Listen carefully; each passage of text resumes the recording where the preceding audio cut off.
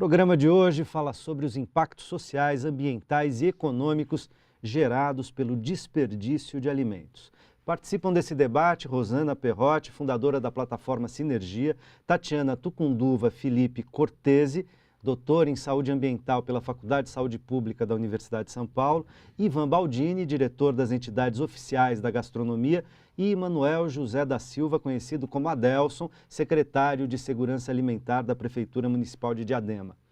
O Banco de Alimentos, o Projeto Satisfeito e o Mesa Brasil, por exemplo, são iniciativas governamentais criadas para levar os alimentos que seriam desperdiçados a quem precisa deles. Mas essas ações são absolutamente insuficientes frente ao volume de alimentos que vai diariamente para o lixo ou para os incineradores. Então, eu gostaria que vocês apontassem quais são os principais entraves para transformar os alimentos que iriam ser descartados em ingredientes para combater a fome. Eu terminei o primeiro bloco aludindo à questão jurídica. Parece que as leis no Brasil sobre o descarte, o aproveitamento dos alimentos, a validade dos alimentos e tal, acaba dificultando o uso dos excessos ou daquilo que não foi comercializado. É isso, Rosana?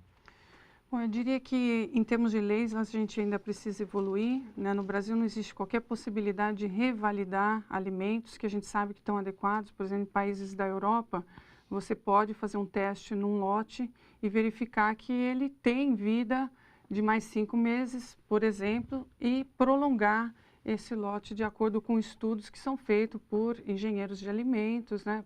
Por profissionais que podem certificar a adequação desse alimento. Sim, atestagens, enfim. Porque imagina hoje, que nem eu vou pegar um gancho sobre o que o Adelso falou, que não tem desperdício praticamente em Diadema. No banco de alimentos. No banco de alimentos. Mas eu queria dar alguns exemplos, que inclusive a gente tem debatido esse tema em muitos cantos, né, aqui principalmente do Brasil. A gente faz parte de um comitê da ONU, o Save Food, né, que está focando nesse tema. E, às vezes, a gente não vê o desperdício de alimentos. Porque, por exemplo, um lote, 10 mil toneladas de um alimento que vence amanhã. Às vezes, a gente tem a impressão que, passando ele para frente, o problema está resolvido. E quem está recebendo esse alimento está com problema, porque não vai conseguir consumir 10 em um dia. Tá certo? Então, a nossa lei não permite a utilização desses alimentos fora dessa data, por conta de segurança alimentar. Então, assim, essa lei não é errada, porque a gente tem que garantir a segurança, né, da população que vai consumir. Claro, que o alimento que a população vai consumir esteja adequado. Né? Inclusive, quando essa lei da segurança alimentar foi escrita, era em momentos em que nós não tínhamos todas as vacinas que nós temos hoje, não tínhamos todas as tecnologias que permitem prolongar a vida útil desses alimentos. Então, assim, era um outro momento. Né? Então, a gente precisaria andar um pouquinho nesse sentido. Agora, ou seja, rever a nossa legislação. Exatamente. Eu queria até complementar o que a Rosana está falando no seguinte: parece, para a nossa legislação, que no dia em que vence o alimento, do dia para a noite, ele se torna veneno. Há um dispositivo que nem no filme Missão Impossível. 5 segundos. Bom, exato. Não é mas assim. Não é assim. Os outros países, como ela citou na Europa, fazem uma revalidação. Então, ele pode ter se deteriorado, mas ainda não se deteriorou. Pode ter uma sobrevida, dependendo de uma análise técnica. Então, a lei é muito rígida nesse ponto. Quando ela foi concebida, estava certa. Eu suponho, Rosana, Tatiana, que Adelson, que, na verdade, prazo de validade, ele deve trabalhar com um padrão médio de validade de da vida útil de um produto. Um padrão médio, o produto pode até se deteriorar, né, ficar inadequado um pouco antes ou um pouco depois. Até por isso, eu suponho que a lei deva trabalhar com prazos mínimos, ela deve encurtar o valor de validade para tentar garantir o máximo possível que naquele período o alimento estará bom. Por segurança, o fabricante tem que trabalhar com o valor mínimo. É uma segurança dele, porque se tiver algum problema, ele já sabe que ele já fez pelo padrão mínimo. Então, teve alguma coisa, violação da embalagem. Então, ele tem a segurança jurídica, porque ele trabalha com certeza, com o valor mínimo, nem o Trabalho médio. em grande escala, né? Exato. Eu acho que a questão é, assim, aproveitar esse conhecimento técnico que existe para que os legisladores possam utilizar isso de forma a, inclusive, considerar a questão da logística. Porque para a distribuição desses alimentos, a gente sabe que existem problemas. A gente não tem, né, um sistema de transporte, infelizmente, no Brasil, de uma forma eficiente. Então, depender só também, né, dos caminhões, a gente acaba recebendo uma série de reivindicações nesse sentido.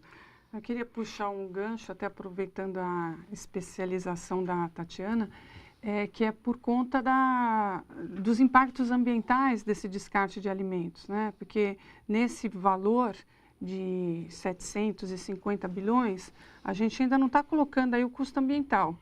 E nós sabemos que os alimentos são os principais geradores do impacto ambiental se são descartados de forma inadequada. E graças, assim, eu acho que tem um avanço muito importante com a aplicação da Política Nacional de Resíduos Sólidos, que deve entrar em vigor em outubro do ano que vem, e pelo 2014. menos isso. Esses alimentos não vão mais poder ser descartados dessa forma, então as empresas vão ter que se mobilizar para achar uma solução melhor, tá certo? Então a gente tem, sim, esperanças que não tenhamos mais impacto ambiental sobre esse descarte de alimentos, mas a questão é onde eles vão parar. Quer dizer, nós vamos, de fato, priorizar o combate à fome, que eu acho que a gente está dentro de um tema que pode nos levar a uma consciência global e colocar um fim na fome no mundo. O Brasil tem que levantar essa bandeira. Ou vamos continuar incinerando alimentos. Exatamente. Ou até descartando em aterro, o que é um absurdo. Hoje a gente, citando... Mas o descarte em aterro não sequer é legal, né? Não, hoje é legalizado. O problema é que a gente não tem mais aterro suficiente. Se a gente falar da realidade da cidade de São Paulo, nós ainda temos uma situação confortável, porque São Paulo tem aterros que são licenciados, que têm a sua vida útil controlada e a gente tem fiscalização.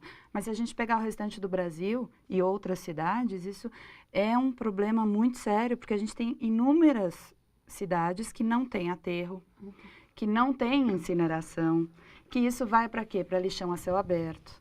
E aí a gente acaba trazendo a presença de vetores, a gente tem problemas com os catadores de lixo, porque aí estes, que são populações inteiras, desde criança até idosos, que vivem do lixo, nesse manuseio de forma errada, acabam tendo uma série de problemas de saúde pública.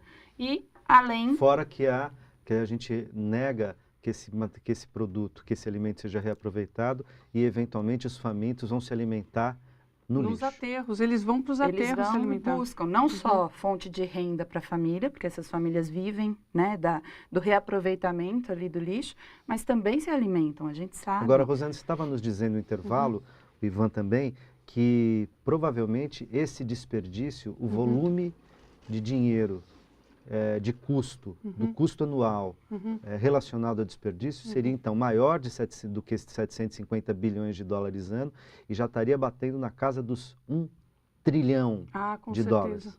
Com certeza. Porque, na no verdade... mundo, né? Isso não só no Brasil, no mundo. Né? É muito difícil nós termos condições de rastrear todo o desperdício de alimentos, porque a maioria está escondido em locais que nunca ninguém vai tomar conhecimento.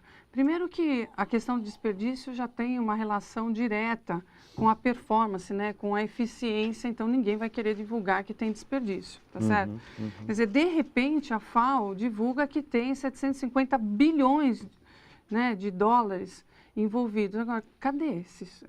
Diadema não tem. A questão é, não tem porque não existe, ou não tem porque não tem política, ou não... Quer dizer, onde está esse alimento? Como que a gente pode trabalhar para aproveitar melhor esse recurso precioso, né? Inclusive conhecer melhor, né? Então, aonde está, dar visibilidade não apenas para o problema, mas para aonde ele está, como acontece, e poder se organizar para criar uma outra arquitetura, né? Uma outra cultura. A questão do alimento é igual questões ambientais, a gente tem a dificuldade de mudar esses paradigmas, porque são comportamentos que a gente adota há muito tempo e que não existe um momento de parar, pensar e mudar de atitude.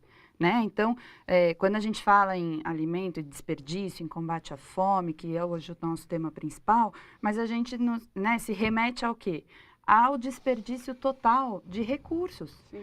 Então, a gente tem muito desperdício de água, a gente tem muito desperdício de energia, de questões mesmo, né, da nossa mobilidade. Ou seja, é antieconômico, inclusive, Exatamente. né? Adelson, eu queria te ouvir na seguinte direção. Então, a gente está falando de coisas que me diriam o seguinte: parece que o desperdício de alimento, de um lado, e ainda, né, a existência de muitos famintos ou de pessoas que se alimentam muito mal, de outro lado, é um crime, né? Embora não tipificado como tal na legislação, é um crime. A gente não teria que ter uma legislação que criminalizasse o desperdício?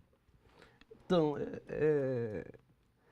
eu falei que Diadema não tem desperdício. Lógico que tem. Agora a gente procura evitar de ter... não tem só no banco de alimentos, não tem desperdício no banco, não. Porque o desperdício Diadema, vem de casa também, né? Claro. Na verdade, na nossa casa, na casa do ser humano, do cidadão. Então. Agora, o nosso banco de alimentos, por exemplo, ele tem um trabalho, eu considero, muito bom, né? Pelos profissionais, nutricionistas, engenheiros, agrônomos. Por exemplo, nós temos hoje 30 hortas comunitárias que envolvem 150 famílias da cidade, né? Elas cuidam disso, né? Eles cuidam disso porque eles têm um preparo para isso, é preparado para isso. Então, portanto, mesmo os 5, 10% de desperdício, porque assim, aí você comentou, a Rosana comentou em referência à data, né? A validade. A validade. Automaticamente, os nossos parceiros, nós temos trabalhado isso também. Nós também temos esse trabalho, né? Imagine que nós vamos encaminhar para as entidades um alimento que venceu hoje. Não. Né? O que venceria amanhã. Que venceria amanhã também e não. E aí faz o que com esse alimento? Dificilmente nós recebê-los. Né? Nós recebemos ali então, e eventualmente esse é desperdiçado. Esse que tem que... o que você comentou, inclusive, ali uma semana para que nossos profissionais, nossa nutricionista faça o preparo, né? Aí para poder encaminhar de maneira adequada. Para a sociedade e estamos sempre reunidos com essas entidades, com essas mães, com os profissionais, discutindo com eles o que querem. Uma alimentação saudável, de qualidade, sem desperdício. Se você me permite, eu acho que uma coisa também que tem que ser muito discutida hoje em dia é a questão, a gente está falando aqui de fome, de desnutrição, das consequências que a desnutrição traz para crianças que até os 2 anos de idade precisam ter aqueles nutrientes para poder se desenvolver bem. E na ausência dessa alimentação saudável e de forma eficiente, a criança vai ter consequências para o resto da vida. Então, esse é um dos aspectos, mas a gente também tem a questão da má alimentação. Então, hoje a gente tem sobrepeso das crianças de uma forma que nunca se observou. E o Brasil trazendo isso. Então, a gente também questiona, por isso que, mais uma vez, eu volto aqui, é mudança de comportamento.